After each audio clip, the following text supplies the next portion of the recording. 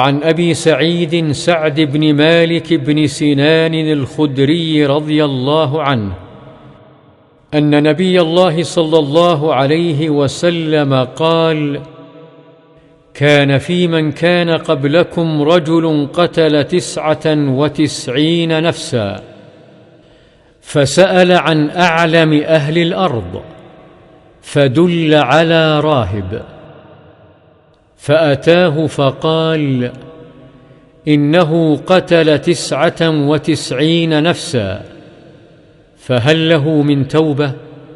فقال: لا. فقتله فكمل به 100. ثم سأل عن أعلم أهل الأرض فدل على رجل عالم، فقال: إنه قتل 100 نفس، فهل له من توبة؟ فقال: نعم. ومن يحول بينه وبين التوبة؟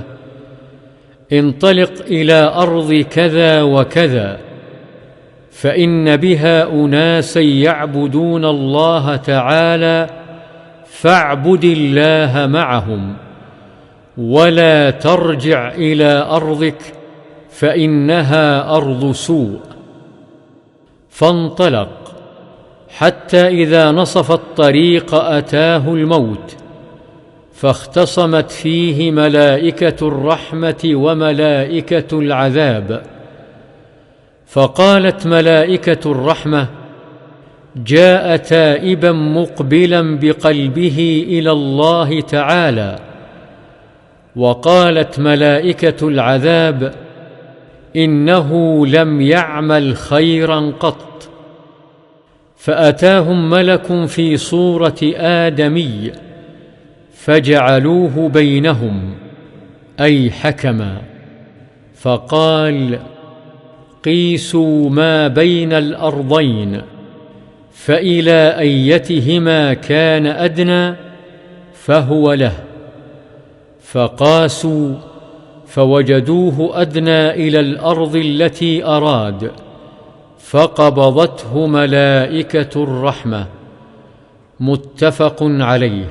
وفي رواية في الصحيح: فكان إلى القرية الصالحة أقرب بشبر، فجعل من أهلها. وفي رواية في الصحيح: فأوحى الله تعالى إلى هذه أن تباعدي، وإلى هذه أن تقربي، وقال: قيسوا ما بينهما، فوجدوه إلى هذه أقرب بشبر فغفر له. وفي رواية: فنأى بصدره نحوها.